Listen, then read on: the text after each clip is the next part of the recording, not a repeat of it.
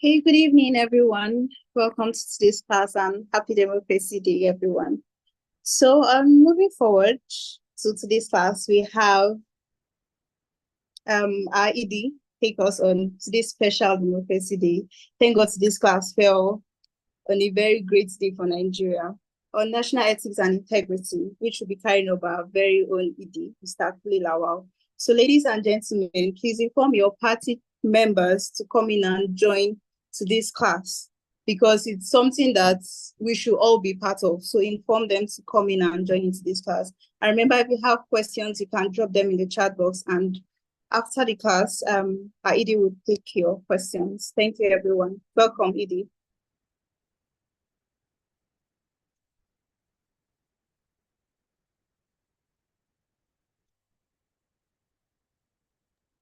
Thank you very much, Shalia. I think that considering today is a public holiday, we can give, as if the chairman are around and party members are around, we can give them about 3 or 4 minutes, or let's just say 5 minutes. So we'll start the class at exactly 5 past 5, and we can get everybody to be part of it.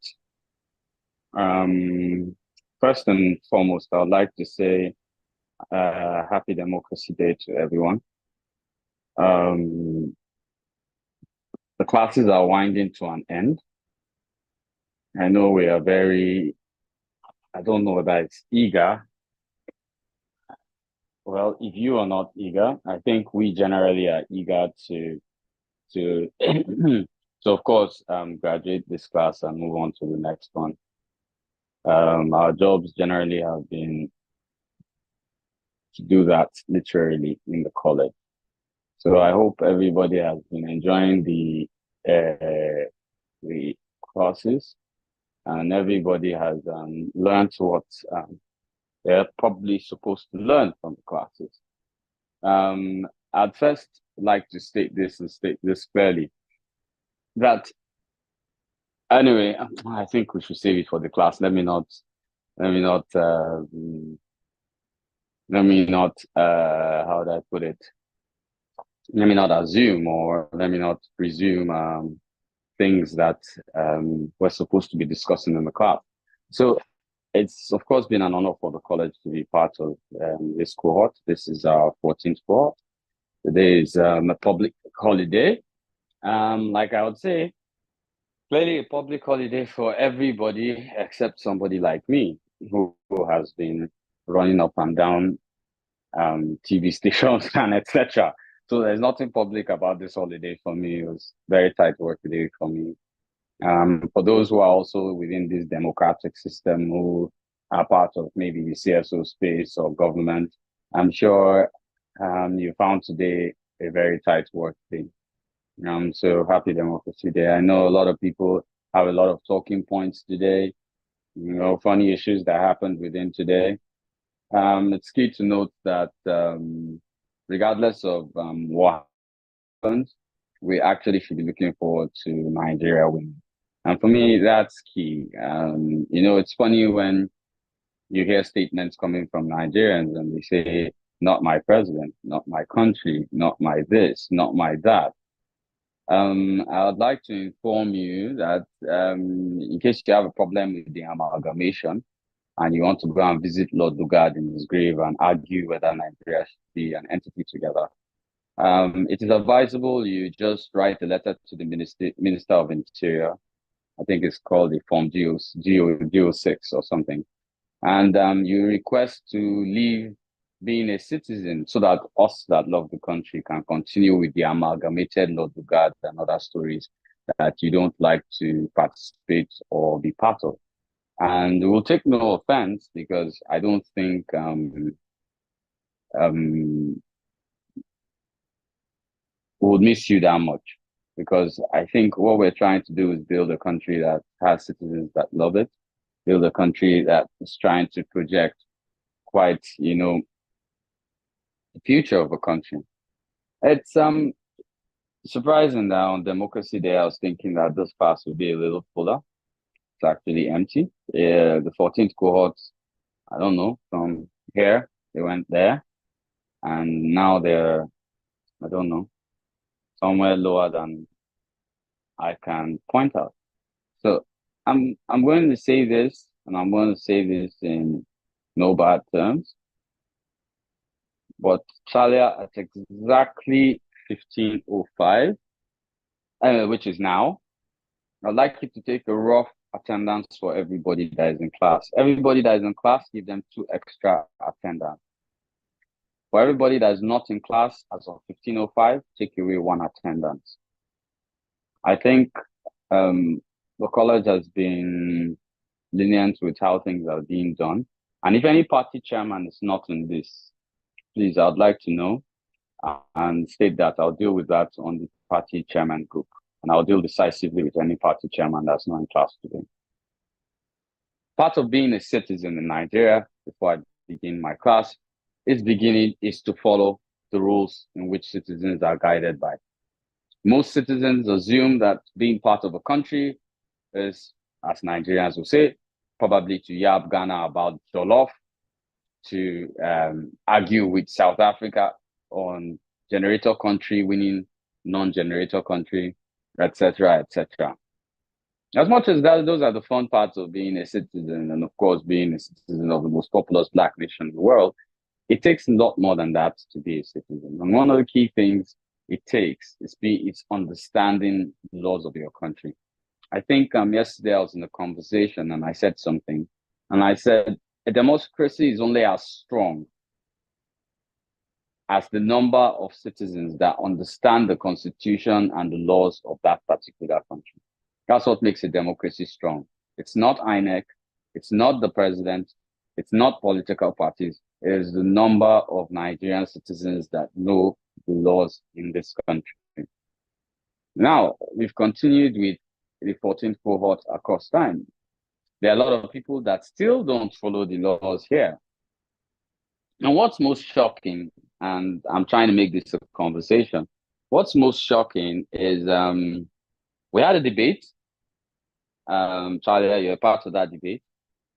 And I saw worse behavior than I've seen from candidates that we've conducted real life debates for, whether it's the senatorial debate conducted by the Electoral College or the gubernatorial debate conducted by the Electoral College. That's for Lagos State, both 2023 and 2022, by elections Lagos State. And that was even a Zoom, and we had everybody in attendance, the PDP, the APC, and everybody else. So, except the Lagos physical gubernatorial debates, which the APC candidate didn't attend for reasons best known to him. He was like, we should take out a particular candidate and he would attend. And we felt that was undemocratic to do that. Now, citizens complain about this. Within this small electoral college, LP, NMPP, APC, Labour, I'm missing somebody, NMPP, Labour, APC, ABGA, who's the 5th person? Anyway. And your candidates don't even attend debates, or they come into debates late, or an excuse given by a candidate of one of the parties here, which was totally astounding, was that he was not aware of the debates till 45 minutes before the debates. And he wrote this to us. And I think he was penalized and he was given an excuse. If I remember, the timetable of every election in the Electoral College comes out clearly more than a week before time. It's a duty of chairmen to make sure this information is disseminated. And it's also the duty of students to go to their class forum, which this is domiciled on, to have such conversation. So let's say the Electoral College were Nigeria. Do you think that we would have a better leadership than what we have in Nigeria? I'm going to allow only one person to answer this question. Anybody can raise their hands. Charlie, you on mute. And Charlie, I prepared the slides. I'll start with the class soon. Just one person I'll allow to speak. And I'll ask whether the person thinks that the quality of people that have emerged or that have shown they were about to step out, and with the actions they performed in debates and etc., some choosing to forget to campaign, some choosing to different funny matters, which is a direct reflection, or I can say the Electoral College is a microcosm of what exactly Nigeria is. So I'll allow one person You're not allowed to yab your class, or your class will beat you after I'm not there. But you're allowed to say whether you think Nigerians deserve the leaders they have or they do not. One person. You can raise your hands. One person. Charlie, is there any hand up? Yes, actually, I've asked you to. All right, thank you very much. It is unfortunate. it is a situation where the kind of leaders we produce reflect the kind of people we are as a nation, or vice versa. The kind of people we are reflects the kind of leaders we produce. The attitude is unacceptable, and it won't produce a good nation if we have those kind of people in the helms of affairs of our nation. It's a bad behavior. However, So, I think okay, go ahead. if proper punishment is meted out, it will serve as a Deterrent. correction for those who may fall into the same category in the nearest future. Thank you. Thank you very much, Peter. So, if I were as the executive director of the Electoral College, if I decided to take actions which were in response to actions which I've seen in the college, I don't think there will be up to 20 associates left. If I had to take actions to respond to everything that was being done. But like I say, we're in a democracy, so various opinions, different actions are being taken. Thank you very much for your input, Peter. And Talia, I don't know why the slides are not up now. I've told you to put them up. I was waiting for you.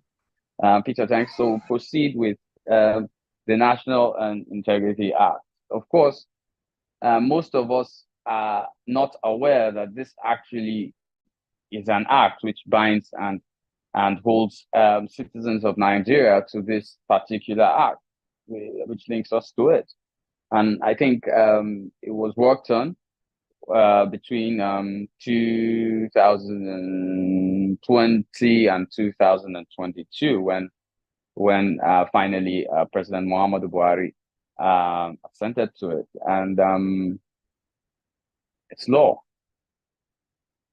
I can say, preceding this class, I don't know of anybody who's heard of it. I don't think, or if anybody has heard of it, you could raise your hand and maybe tell us where you heard of it from. I'd like to know that, if anybody has heard of it.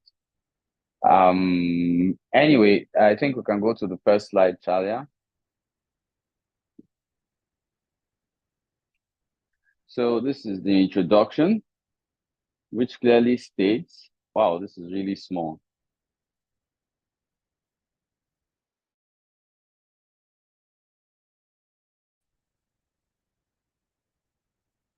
I'd have to take this, so mind that I need to take down my video second so that I could read this clearly.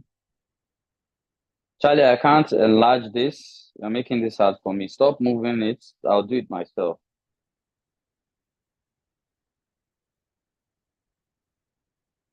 Since it's up here, I've shut down my video. I'll just go to, wow, this will be hard to read from here. So the National Ethics and Integrity Policy was developed by the Independent Corrupt Practices and Other Related Offences Commission, which is the ICPC, in collaboration with the Office of the Secretary of the Government of the Federation and the National Orientation Agency, in response to the many damaging effects of corruption in both public and private sectors. The policy was approved by the Federal Executive Council, which is FEC, on the 19th of August 2020, and launched by President Muhammadu Buhari on the 28th of September 2020 during the second National Summit on diminishing corruption in the public sector celebrate ICPC's 20th anniversary. Wow, years have passed. I'm even taking things things that are far. ICPC had earlier developed a national values curriculum for the teaching of values in schools to young Nigerians. National Ethics and Integrity Policy builds on the basics of that curriculum to entrench positive values in the country. Now, legal framework for the policy draws its contents from the Constitution of the Federal Republic of Nigeria, 1999, as amended, the Corrupt Practices and Other Related Offences Act of 2000, and the National Orientation Act of 2004. Can I have next slide, Chalia? Thank you very much. Chalia, these slides are half, so I can barely read them.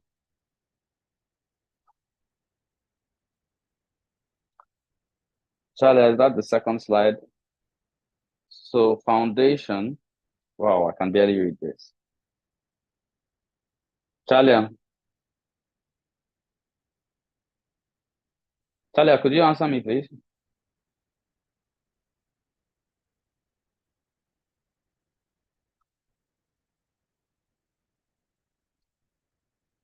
Yes, it is. Hello, Chalia, could you answer me, please? First and foremost, I can barely read the slides of the ones you are projecting. I can barely read them. Now, what I need to ask is that does everybody have the slide? Yes, it's said on the Telegram group. Yes, so I'm going to skip the long conversations and I'm just going to do the bullet points. I hope the whole class is okay with that. You already have the information on that. So Charlie, skip to the bullet points. It's not long, but just skip to the bullet points. I'll explain from that position. So the basis of the Integrity Act and Ethics Act is to ensure that citizens are better for who they are. No, stop at the purpose. Stop here. So the purpose for it is that the policy was developed with a view to help restore and revitalize public and private sectors while enhancing values and integrity and tackling corruption in the larger Nigerian society. Specifically, the policy was designed to strengthen efforts at positive national transformation as citizens and those who relate with Nigeria imbibe and embody the core values, help the country reach national development goals as the meaning of national purpose is reframed, save the country from the ongoing erosion of ethics and collapse of value. Now, encourage citizens to put Nigeria above all else. It will help diminish the need for corruption as a survival strategy and enhance the survival of the weak while controlling the power of the strong. Open up an ongoing dialogue as to how to refine behaviors that bring out the best in Nigerians. Now, we can see the purpose of the act generally. So, Charlie, I'll wait. Just leave it at the purpose. I'll continue my conversation from there. I'll build up. So the purpose is very clear on what exactly is and what the hope for Nigeria could be if we decided to direct ourselves. Now, we need this guiding act, and most people will be like, why do we actually need this act? First and foremost, I'll tell you a small story. I was on a WhatsApp group yesterday, and the WhatsApp group, funny, it's supposed to be great thought minds that are there. And the conversation circled around, no offense to the Yoruba people, but the conversation circled around the Afenifere anthem and how it's sung in Yoruba and how it's beautiful and how the Yoruba, the person called it empire, seemed to be doing things no other tribe or ethnicity is doing. And my statement there was I understand the anthems of states because they're sub-federating units, but anthems of tribes, I don't understand. I get a little lost in that paradox. And here's the reason why. We're over 250 ethnic groups. If everybody said their anthem, their tribal anthem made a lot of sense. we probably will not even have a country. But, it was an interesting conversation yesterday, and, it ended up with quite a lot of back and forth. And, conversations even with people, and someone reached out to me and said they believed in diversity. If you don't know, being nepotic is also corruption. People tend to translate corruption as pilfering government funds. Corruption generally is abuse of office, and you can also abuse the office of the citizen. And that's, I think, a point nobody is being told. How do you abuse the office of a citizen?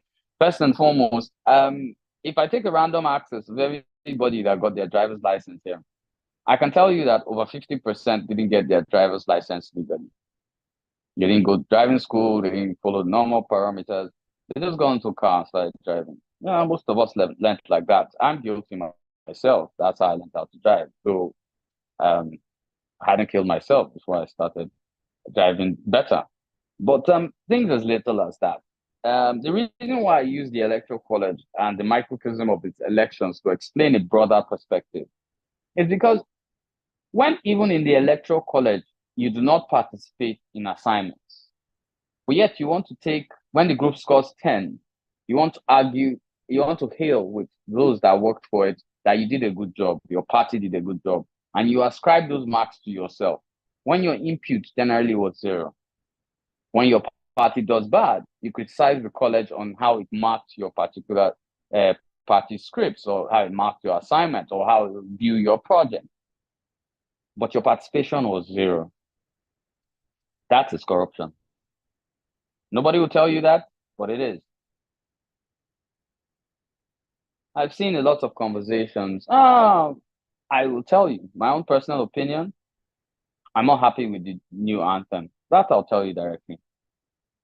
But I remember the Constitution, I think Section 24, subsection 2, which clearly states a Nigerian citizen must respect the Constitution, the flag, the pledge, the anthem, and the elected office. It's not a request. Let me put it properly. It is an order. Yeah. Excuse me.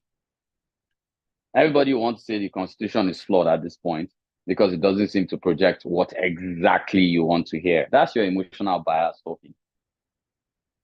The law is supposed to be blind. And the law demands, so if you feel you champion someone who disrespects the anthem and says, no, not my anthem, and you think you're being Nigerian, I'll give you an example. So I grew up with a friend. I'm 45 years old. We've been friends for approximately 44 years and something. We've been friends since crash. He's half German, half Nigerian. And over time, he lost his mom, say last year. Yeah, early this year. And he had to go to Germany. He lives in the UK. So I had to go to Germany. And his cousins actually own quite a big brewery in Germany. And they were thinking of coming to Nigeria. And he was like, you guys should come. In short, let me call Kunle. Kunle will help tell you that Nigeria is a great country. And they're like, no, they're a country that the people keep pulling down. He said, I'm on social media. I see what Nigerians do to their country. I said, I don't think I want to be there. Even if I'm there, I don't think I'll enjoy being there. These people pull down everything. They abuse anything. So well done. Hot takes on social media and Twitter. How would I also say it? So another Aiki. Yorubas will say Ekushe. Igbos will say no, Dalu is sorry. Pardon me, I don't know what well done is in Igbo. If anybody can help teach me, I wouldn't mind, but because it seems like, well, and every other ethnic group that I couldn't mention, sorry, there are many. I just picked 3, no offense. And well done, your hot takes on social media actually is making us lose FDI. And this happens in different facets. Things we say about our country. Nigeria is useless. Nigeria is whatever. Nigeria is this, Nigeria is that. We keep on these conversations, and these conversations give birth to the problems we have. Let me ask, as a Nigerian, what has been your input to Nigeria, but yet you think you deserve so much from the country? What has been your input generally to Nigeria? You love when people say, ah, this party is useless. Hey, hey. These people are useless. Hey. Let me ask you one question. Have you been in the party? No. Have you been in any other party? No. Have you participated? No.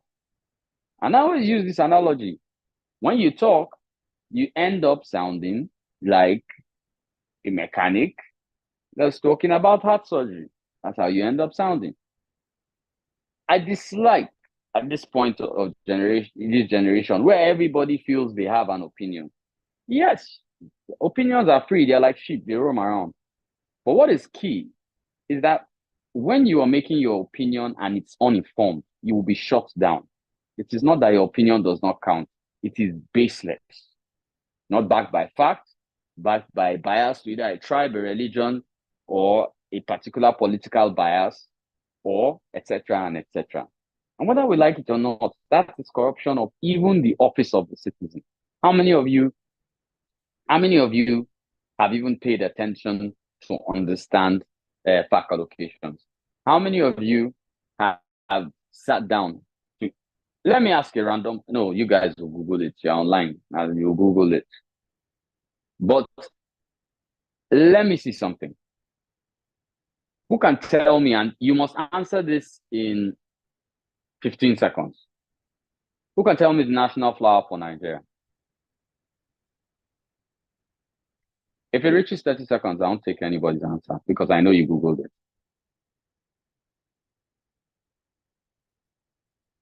There is no hand raised. Maureen, is there a hand raised? Tulip. Okay. No, nobody. Somebody said tulip. Mike has hand raised now. Somebody, okay. Whose hand is raised? Micah. Unmute him now so that he can ask. Just Micah, you can ask your question. Answer the question, sir.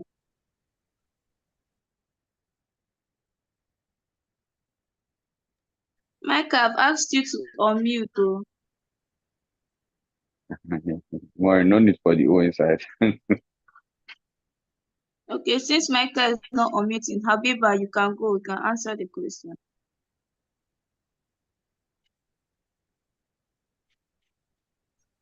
Green. Hello? I said green color. Green color? The flower? Okay. The flower have a name. Okay. Sylvia. You said? Stevia. Sylvia? Yes, sir. What's that? Sylvia? Is that the name of a flower? The flower. Yes, sir. Hey, yeah, I'm sorry, but your gender seems to know more about flowers than my gender does, but it's not that. But thanks very much for listening. So the official flower for Nigeria is known as the yellow trumpet. It's a flower, if you Google it, you see it, it's common everywhere in Nigeria. Yellow trumpet, that's the official flower for Nigeria. So I just put that trivia question out because, we're all learning. And the truth is, how much do we really know about our country? A lot of us, especially, and no offense, I'm not saying this to spite anybody, but I've noticed something massively in this with the southern counterparts who assume that the entire North is one language. They assume also that the North is full of camels and donkeys roaming around. Wow. And etc. etc. That isn't true. And there are also people in the North who assume that everybody in the South is a ritual killer. We need to kill these biases because it's corruption within the citizenry. We need to understand that we should be voting a Nigerian president, not a president that comes from my language or tribe. Let me ask you a question. Why do you want a president for your tribe? What has he done for your tribe? Most presidents, their states suffer. Look at Bayelsa, look at Ogun State, look at Katsina, look at Katsina is rampaged by massive banditry. And you want the president to come for your state for what reason? Just for bragging rights? That's not good enough. Charlie, could I have another bullet point, please? Okay, I can move on. That's not enough good. So values, and the key value